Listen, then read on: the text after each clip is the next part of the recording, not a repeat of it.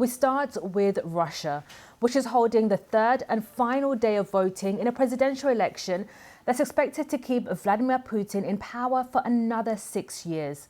Supporters of the late opposition leader Alexei Navalny have urged people to turn out en masse at midday in each time zone and vote for any candidate other than Mr. Putin or spoil their ballot. The rolling protest has been dubbed Noon Against Putin. Graham Satchell has this report. In the snowy city of Sergiev Posad, 50 miles north of Moscow, election officials are going door to door. This is the final day in Russia's presidential election, and everyone, including the sick and the elderly, will get a chance to vote. Inessa Roshkova is 87. She's worried about the war in Ukraine. I wish this special operation would end as soon as possible. It's a pity people are dying, she says. What a pity. Can you imagine how many people died? And now our frontline regions are suffering. I'm an elderly person, but I'm really worried about this. The war is the main focus of this election.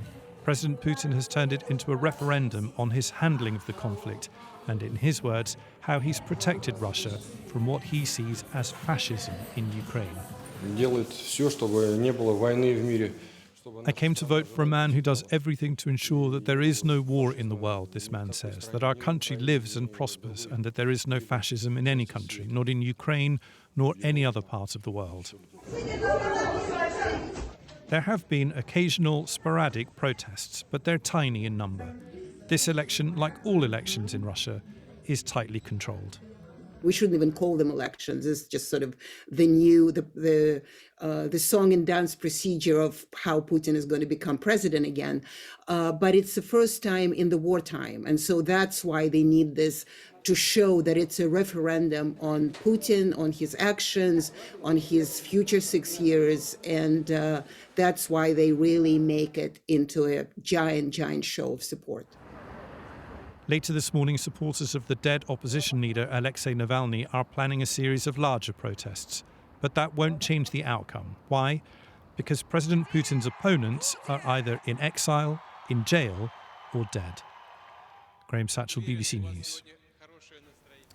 Well, for more on these elections, let's speak to Vitaly Shevchenko, the Russia editor at BBC Monitoring. Good to have you on the programme, Vitaly.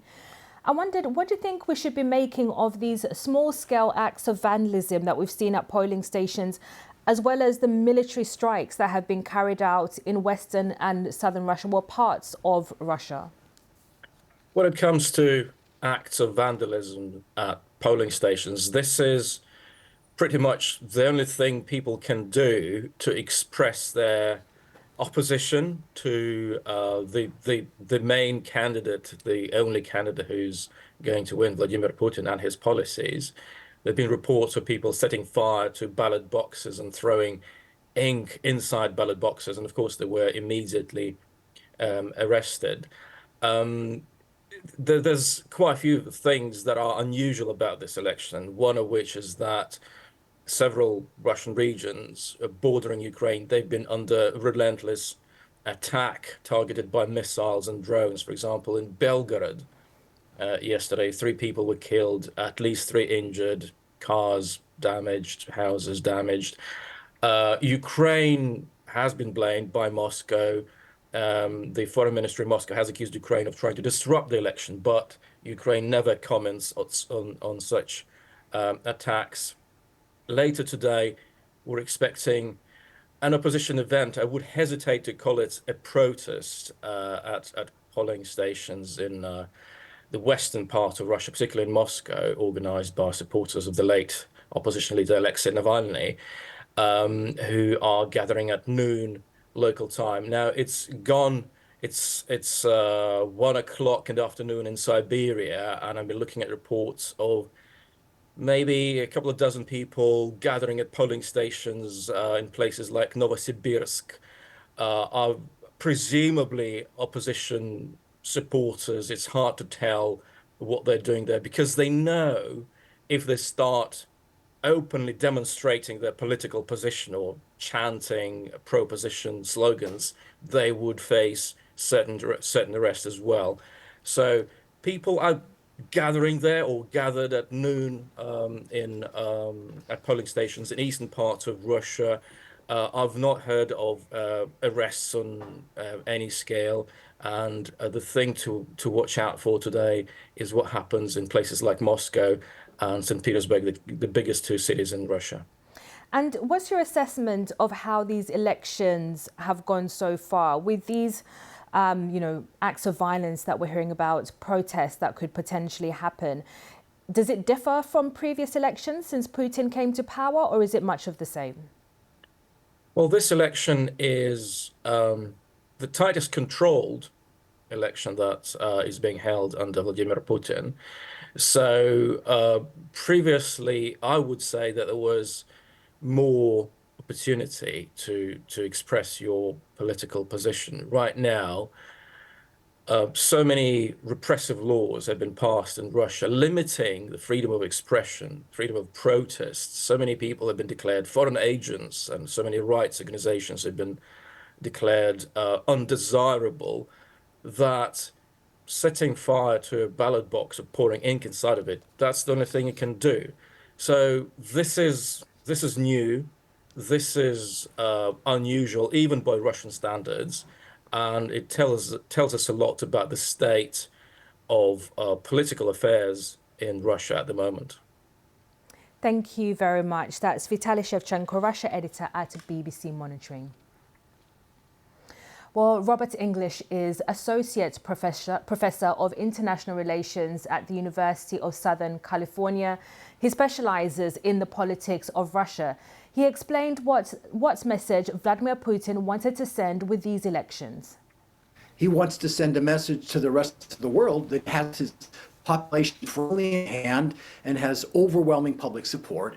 But even more importantly, he needs to send that message and have it reaffirmed at home.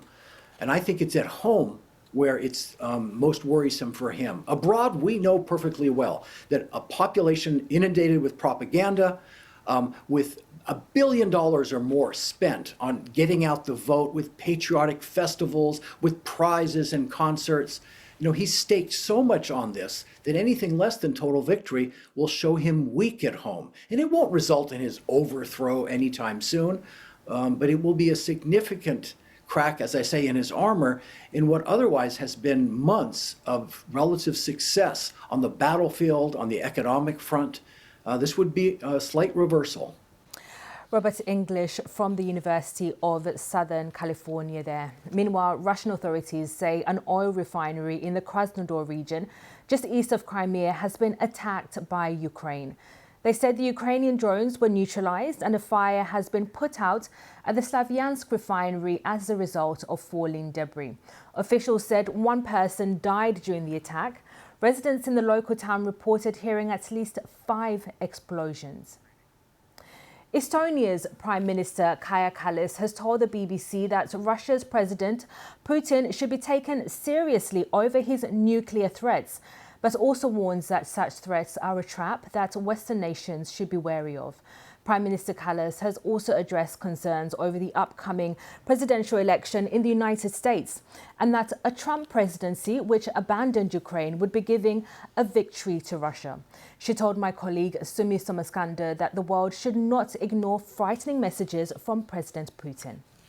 Of course, we have to take everything seriously, what he says. He has been threatening with the nuclear war for quite some time, but it has been only words. He's very good in sowing fear within our societies and really listening what we are afraid of and giving you the fears that you have. Okay, you are afraid of the nuclear war, so I'm giving out this kind of signals, and you know, the public goes at we can't do that.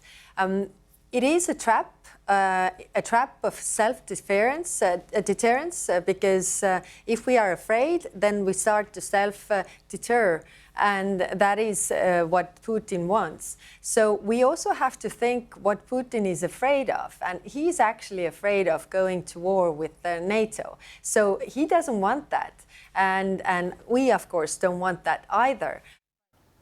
That was the Prime Minister of Estonia, Kaja Kallas.